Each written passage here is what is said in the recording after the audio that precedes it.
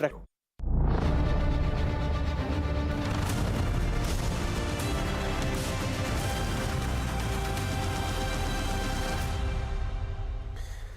स्वागत है एक बार फिर से आपका। कर्नाटक चुनाव में किसका दांव चलेगा, ये हम चर्चा कर रहे हैं, क्योंकि अब प्रचार बंद हो गया है और चुनाव होने वाले हैं। वो 10 तारीख को मतदान, 13 तारीख को गणना, और हम विचार विमर्श कर रहे हैं।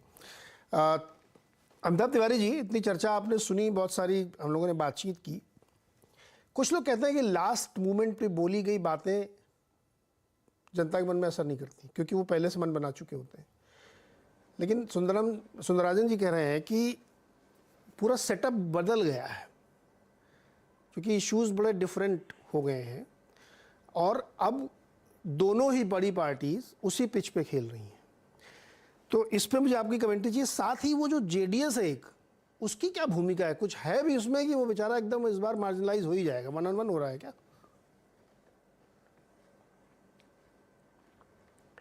नहीं, देखिए, जैसा मैंने पहले भी कहा, जो पहले मन बना चुके होते हैं वोटर, वो किसी भी पार्टी को चुनाव जिता नहीं सकते, क्योंकि वो हार्ड कोर या आइडियोलॉजिकली अलाइंड वोटर होते हैं। लगभग 50 से 60%, लगभग 20 से 25% कैंपेन के दौरान अपना मन बनाते हैं और 12 से 15% लास्ट के 2-3 दिनों में अपना मन बनाते हैं। तो ये लोग तो इन्फ्लुएंस होते हैं, जो जिसकी हवा चल रही होती है, जो माहौल होता है, जो सेटअप होता है, उसके हिसाब से ये लोग अपना मन बनाते हैं। और क्योंकि कर्नाटक में लगभग एक त्रिकोणीय चुनाव होता है, जहां पे 60 सीटों पर विक्ट्री मार्जिन 5% से कम रहा है, तो वहां पे ये जो लास्ट माइल वोटर आप कह लीजिए, जो लास्ट में डिसाइड करता है एकदम जाकर के, वही किंग मेकर हो जाता है। पहली बात। दूसरी बात, 55 सीटें ऐसी हैं जो फ्लिप होती हैं। फ्लिप होती हैं यानी उसमें से 44 सीटें बीजेपी के पास हैं। यानी 2008 में बीजेपी जीती, 2013 में कांग्रेस और 2018 में बीजेपी। 55 सीटें हैं ऐसी। इन सीटों पे कौन जीतता है, या क्या ये फ्लिप होती हैं या ये ट्रेंड टूटता है? 29 सीटें हैं जिस पे हर बार डिफरेंट विनर रहा है। यानी ये 84 सीटें जो हैं, 55 और 29, ये डिसाइड करने वाली हैं कि अल्टीमेटली कर्नाटक का चुनाव कौन जीतता है। जेडीएस जो है हर बार 18 से 20% लाता है। अब जेडीएस के जो कर्ता धर्ता हैं, वो शुरू से लेकर के आज तक सिर्फ यही माला जप रहे होते हैं या जपते हैं सुबह शाम कि एक हंग असेंबली सिचुएशन हो जाए, और उसमें वो किंग मेकर नहीं, उसमें वो किंग बनते हैं। क्योंकि एक बार बीजेपी ने और एक बार कांग्रेस ने दो वक्त पे जेडीएस को चीफ मिनिस्टर बनाया है, उनसे आधी से भी कम सीटें होने के बावजूद। तो जेडीएस तो ये मना रहा है कि किसी तरह से हंग असेंबली हो जाए, और पिछले 4 में से 3 चुनाव में हंग असेंबली हुआ है, और उन 3 चुनाव में से 2 बार ऐसा हुआ है कि जो पार्टी सिंगल लार्जेस्ट है वो सरकार नहीं बना पाई है। यानी कर्नाटक में खेल चुनाव खत्म होने के बाद शुरू भी हो सकता है अगर हंग असेंबली हो जाए तो। अगर जेडीएस अपनी कोर वोट जो है उसका 18 से 20% ये अगर मेंटेन करके रखता है, यानी वो कालिगा सपोर्ट अगर उसको मिलता है, तो उसका इन्फ्लुएंस जो है 75 से 90 सीटों पर है, जहां वो पिछले 5 चुनावों में नंबर 1 या नंबर 2 पोजीशन पे रहती है जी। अगर ये मेंटेन करके रखती है, तो फिर से हो सकता है कि एक त्रिशंकु विधानसभा की जो कंडीशन है उसको रूल आउट नहीं की जा सकती है, और उस सिचुएशन में किंग बनेगा जेडीएस। किंग मेकर नहीं, जो भी उनको चीफ मिनिस्टर बनाएगा वो उनके साथ जाएंगे, और दोनों ही पार्टियां पहले ऐसा कर चुकी हैं। ऐसा नहीं कि पहले ऐसा नहीं हो चुका है। ओके, अब मैं अपने पॉलिटिकल दोस्तों के पास चलता हूँ, गुरुप्रकाश जी और अनुमा जी के पास। गुरुप्रकाश जी, काफ़ी चर्चा हम लोगों ने कर ली इश्यूज़ के, क्या कैसे हुआ। दक्षिण में आपके पास एक ये वाला राज्य है जहाँ पे आपके पास, अदरवाइज आपको दक्षिण में बड़ी मेहनत अभी करनी पड़ेगी। क्या यूएसपी है आपकी इस बार इस कर्नाटक चुनाव में, जिसको आप बहुत फोर्सफुली लेके चल रहे हैं? अब मेरे सवालों को आप भूल जाइए थोड़ी देर के लिए। मैंने जो इतने सारे आपको उदाहरण गिनाए, ये भी इशू वो भी इशू, आप किस पे बेट कर रहे हैं कि ये मेरा कोर इशू है जिस पे मुझे वोट पड़ेगा? नहीं, निश्चित रूप से नीरज जी, और मैं सुन रहा था, बहुत सुंदर बात कही अभी सुंदरराजन जी ने। अच्छा विश्लेषण किया उन्होंने एक शब्द का उपयोग किया, मोदी मैजिक, कि जादूगर हैं, जादू करते हैं। मोदी मैजिक पे क्या कहना नहीं करना वो मैं आप पे छोड़ता हूं, लेकिन मोदी मैजिक के साथ मोदी मेहनत को देखने की आवश्यकता है। क्या कारण है? और आपने सही कहा, दक्षिणी क्यों? दक्षिण के साथ उत्तर हो, पूरब हो, पश्चिम हो, नॉर्थ ईस्ट में अभी चुनाव के नतीजे आए थे। त्रिपुरा हो, मेघालय हो, नागालैंड हो, बड़ी संख्या में हमारी सरकार बनी है। तो इसको समझने की आवश्यकता है कि देश में जो राजनीति का व्याकरण था वो बदला है। अब लोग कहते हैं 40% निराधार बातें कहते हैं। मैं तो कहता हूं 85%। इसी देश के कांग्रेस पार्टी की सरकार में तब के प्रधानमंत्री राजीव गांधी जी ने कहा था, मैं दिल्ली से 1 रुपए भेजता हूं, गांव में 15 पैसा पहुंचता है। ये तो 85% का तो साक्ष्य है, एविडेंस है, ऑन रिकॉर्ड आपके नेता ने इस बात को स्वीकार किया है। नंबर 1। नंबर 2, मुद्दों से क्यों भटकते हैं? हम जब कहते हैं कि आप मुद्दों पे बात करिए, और कर्नाटक की जनता ने देखा है, नीरज जी आपको याद होगा 2019 में लोकसभा चुनाव से पहले भी कांग्रेस पार्टी ने ऐसा वायदा किया था, न्याय स्कीम। न्याय स्कीम का क्या हुआ? राजस्थान में आपके पास मौका था, मध्य प्रदेश में आपके पास मौका था, छत्तीसगढ़ में आपके पास मौका है, आप क्यों नहीं लागू करते हैं? देश की जनता को मूर्ख समझना बंद करिए। वास्तव में जो मुद्दे हैं, अभी एयरपोर्ट बन रहा है शिवमोगा में प्रधानमंत्री जाते हैं, एयरपोर्ट का उद्घाटन करते हैं। 2014 के पहले कितने एयरपोर्ट थे, 14 के बाद कितने एयरपोर्ट है? वास्तव में असल मुद्दे क्या हैं? जो समाज में पिछड़े हैं उनके लिए सशक्तिकरण के लिए आपने क्या किया, हमने क्या किया, इस पे बात होनी चाहिए। सिर्फ और सिर्फ समाज को जाति में बांटना। अरे भाई, कांग्रेस के अध्यक्ष दलित समाज से आते हैं, ये देश को पता नहीं है क्या? आप लोगों ने बाबा साहब अंबेडकर तक को अपमानित किया, अपने पार्टी के बाबू जगजीवन राम को अपमानित किया, अपने पार्टी के अध्यक्ष रहे सीताराम केसरी जी तक को अपमानित किया। आप बात करेंगे क्या? आप कहते हैं सवर्णों की पार्टी, दलितों की पार्टी। इससे आगे निकल करके देखने की आवश्यकता है। लाभार्थी कौन है? नीरज जी, जो यहां पे पॉलिटिकल कमेंटेटर लोग बैठे हैं, उनको पता होगा कि एक नया वर्ग, ये जाति धर्म की बात करते रह गए, हमने नया वर्ग बनाया, लाभार्थी वर्ग, बेनिफिशियरी वर्ग, कि जो स्कीम से डायरेक्टली बेनिफिट ले रहा है, वो अपने को आपको स्टेक होल्डर मान रहा है, देश के विकास में अपने आप को सहभागी मान रहा है। बात उसकी होनी चाहिए। नीरज जी, हम इतना कहना चाहते हैं, बांटने की बात मत करिए, जोड़ने की बात करिए। लगातार पीएफआई को बैन करेंगे। पीएफआई तो ऑलरेडी बैंड ऑर्गेनाइजेशन है। कांग्रेस पार्टी की विवेक पे मुझे कई बार हंसी आती है। जो संगठन बैन है उसके साथ आप गठबंधन करना चाहते हैं। पीएफआई का पॉलिटिकल ऑफशूट एसडीपीआई है, एसडीपीआई के साथ आपका अंडरस्टैंडिंग है। कांग्रेस के नेता कहते हैं एसडीपीआई एक सेक्युलर पार्टी है। अरे इससे आगे आइए, जो असल मुद्दे हैं उस पर बातचीत करिए, हम स्वागत करेंगे आपका। अनुमा जी, ये किसने लिखा था आपके मैनिफेस्टो में?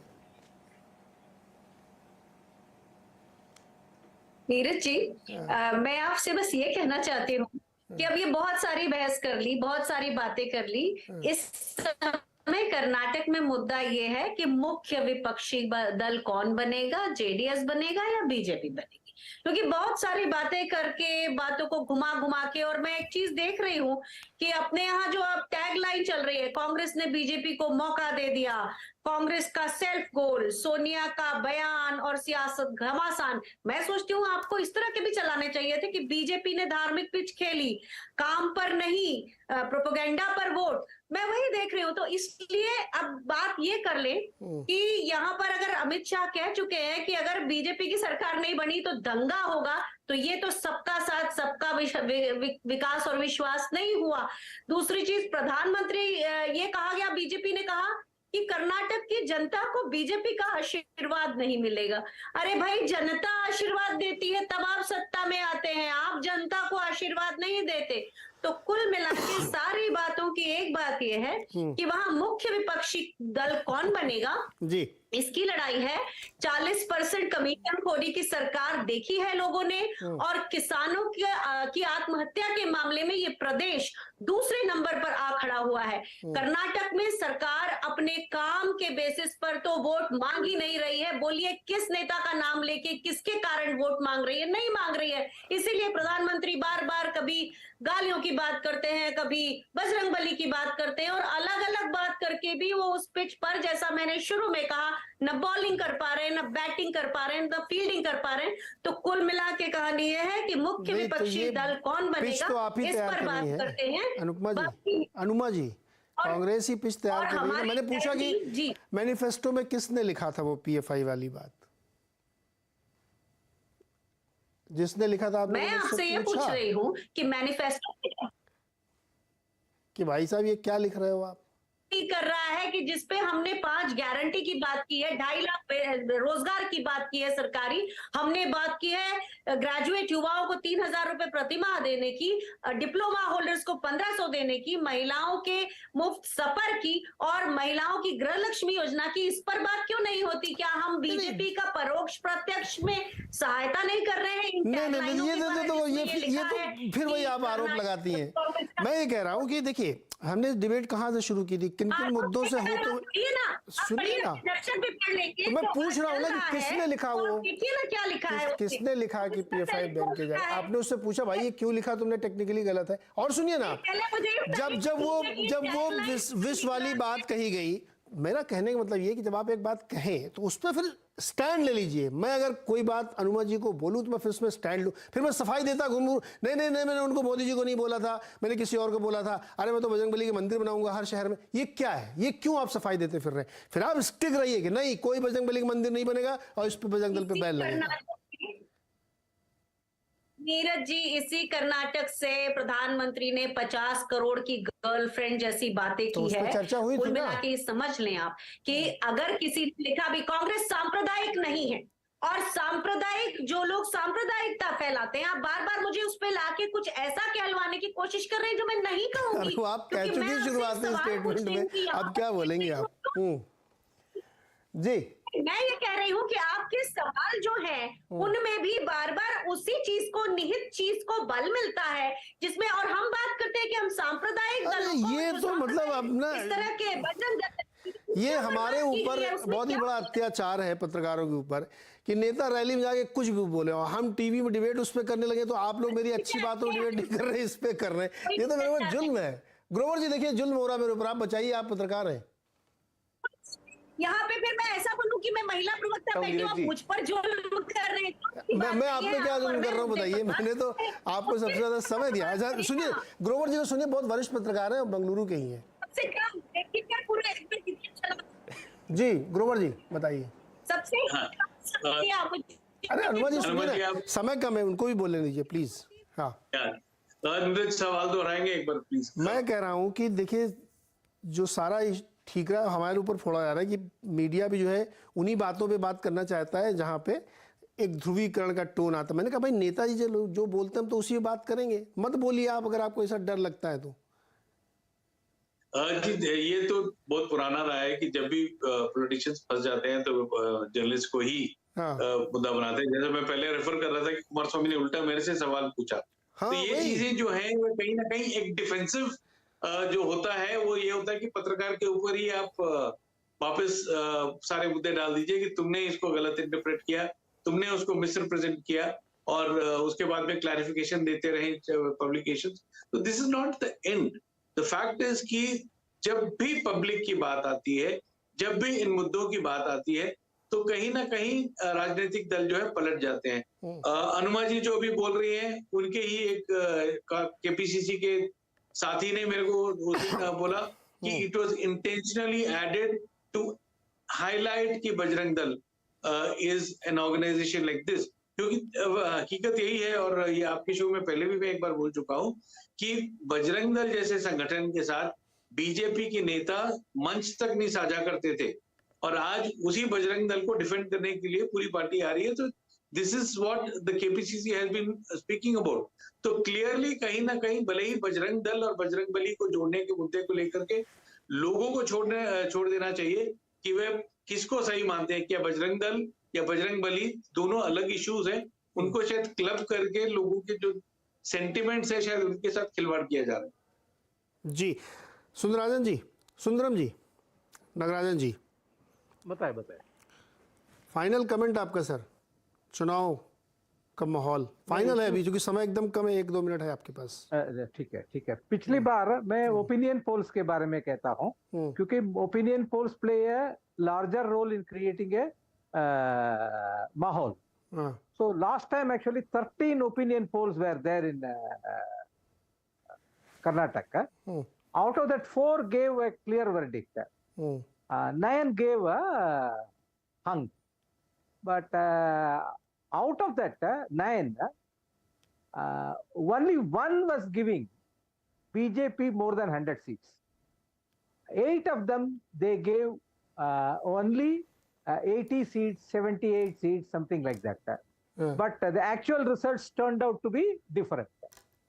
Second thing, बीजेपी जैसे हम कह रहे हैं, जो कांग्रेस है वो जीत की मुंह से वो हार को खींच लेती है करके, बीजेपी भी ऐसे ही किया है। पिछली बार बीजेपी 104 आया था, 7 सीट में 8000 वोट, कुल 8000 वोट, कहीं 213 वोट, कहीं 555 वोट, उसी से हार गए। बीजेपी को हमेशा कहते हैं वो पन्ना प्रमुख है, शक्ति केंद्र है, वो हर जगह उन्होंने अपना जो लास्ट मिनट माइक्रो मैनेजमेंट करते हैं करके, लेकिन ऐसा पार्टी भी कहीं 7 सीट हार कर 1.5 साल सत्ता से बाहर रही है। इसलिए माइक्रो मैनेज जो करेगा उनका ज्यादा सीट मिलने का संभावना है। मेरा बिल्कुल, देखिए बहुत बड़ी बात कही अभी आपने, बहुत छोटी सी चीज है जो किसी भी दल के लिए हार जीत का कारण बन सकती है। अभी ताज़ा जो चुनाव हुए हैं पिछले 4-6 महीनों में, उसमें ही आप देखिए, उसका विश्लेषण करिए एकदम तटस्थ होकर के, किसी पार्टी की वजह नहीं, तो आपको समझ में आएगा कि किसने कहाँ बड़ी बारीक सी गलती की और वो हार गए। तो इस चुनाव में भी लगभग वैसी ही सिचुएशन बनी, क्योंकि ये कोई अलग चुनाव थोड़ी है। और इसमें एक बड़ी दिलचस्प बात है कि 9,17,000 फर्स्ट टाइम वोटर है जो पहली बार मतदान करेंगे। बहुत दिलचस्प होगा कि वो लोग क्या सोचते हैं। यंग ब्रिगेड है, स्टार्टअप कैपिटल है, बहुत ही समृद्ध राज्य है।